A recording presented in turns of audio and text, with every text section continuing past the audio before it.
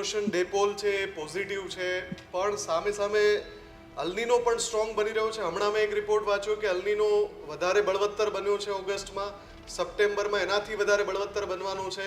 ઓગસ્ટના જે સેકન્ડ વીકની અંદર જોવા જઈએ તો 3 ડિગ્રી સુધી તાપમાન ઉંચકાઈ ચૂક્યું છે. એટલે અલ્નીનો છે ખૂબ સ્ટ્રોંગ બની ગયો છે.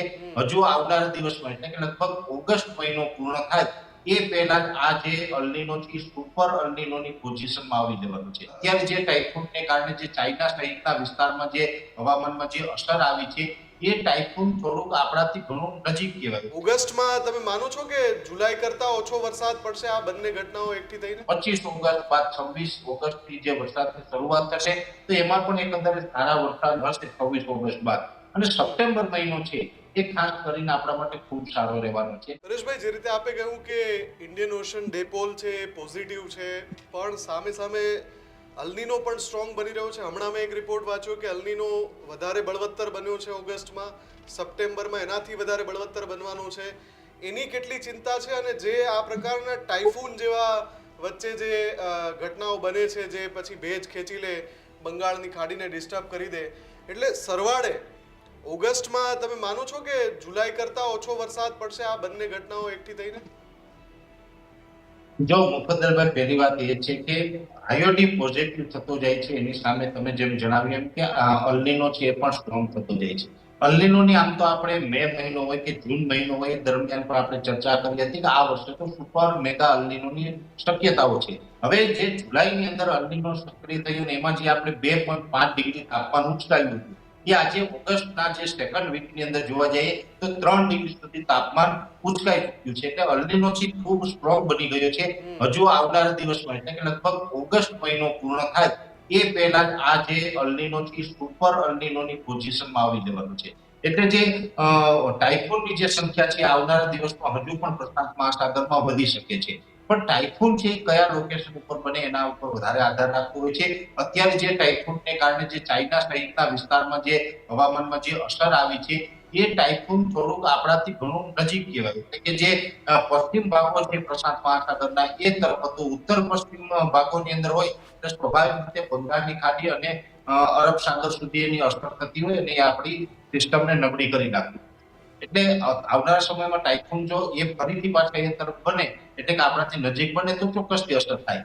પણ આયુડી જો જે પ્રમાણે અત્યારે મજબૂત બની રહ્યો છે આ મુજબ આયુડી વધુ સ્ટ્રોંગ થઈ જશે. અત્યારે આયુડી 0.23 ડિગ્રી સુધી એ સ્ટ્રોંગ છે. લગભગ મારું એવું માનવું છે કે 1 ડિગ્રી સુધી પણ જો આયુડી પોઝિટિવ થાય છે તો પછી અલ્નીનોની આપણે બહુ ઇફેક્ટ નથી થવાની. એટલે ઓગસ્ટની અંદર ચોક્કસથી કહી શકાય કે પહેલી, બીજી, ત્રીજી ઓગસ્ટ એ દરમિયાન આપણે વરસાદ જોવા મળ્યા. 25 ઓગસ્ટ બાદ 26 ઓગસ્ટથી જે વરસાદની શરૂઆત થશે તો એમાં પણ એકંદરે સારા વરસાદ હશે 26 ઓગસ્ટ બાદ. અને સપ્ટેમ્બર મહિનો છે એ ખાસ કરીને આપણા માટે ખૂબ સારો રહેવાનો છે. એટલે જે પાણીની સમસ્યા છે એ ચોક્કસથી આપણે ચોમાસું પૂર્ણ થાય ત્યાં સુધીમાં હલ થઈ જશે.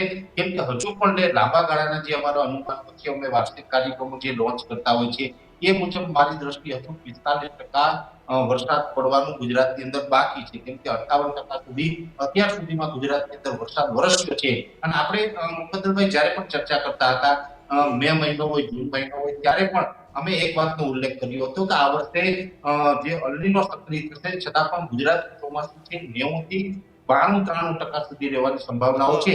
તો 58% વરસાદ હજુ પડ્યો છે તો હજુ 45% જેટલો વરસાદ આવનારા દિવસમાં જોવા મળશે. અને એ વરસાદ પણ 26 ઓગસ્ટથી લઈ અને જે 30 સપ્ટેમ્બરનું સેશન છે ત્યાં સુધીમાં મોટાભાગનો વરસાદ છે એ પડી જશે. અને ઓક્ટોબર મહિનાનું જે પહેલું સેશન હશે એટલે કે 1 થી 10 ઓક્ટોબરનું સેશન હશે એમાં પણ છેલ્લો રાઉન્ડ છે એ વરસાદનો આવવાની સંભાવનાઓ છે. એટલે આમ જોવા જઈએ તો જે આપણે પાણીની સમસ્યા છે એ ગુજરાતમાંથી સોલ્વ થશે. આવનારા સમયમાં ખેડૂત છે શિયાળુ પાક વાવેતર કરી શકે, ઉનાળુ પાકનું વાવેતર કરી શકે એ પ્રકારની વ્યવસ્થા ચોક્કસથી થશે.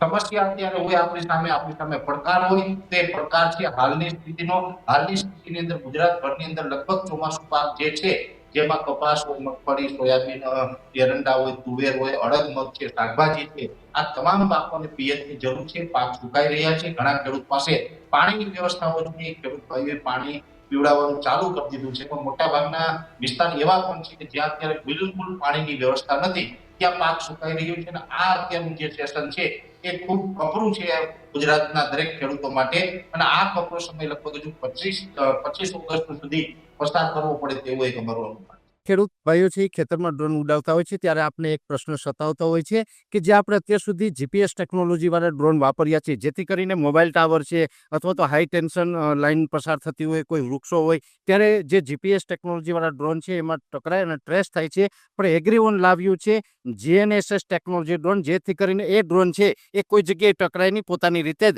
ડિસિઝન લે છે અને મૂવ થઈ જાય છે, જેથી કરીને જીએનએસએસ ટેકનોલોજી ડ્રોન છે એ વાપરવાનો આગ્રહ રાખો.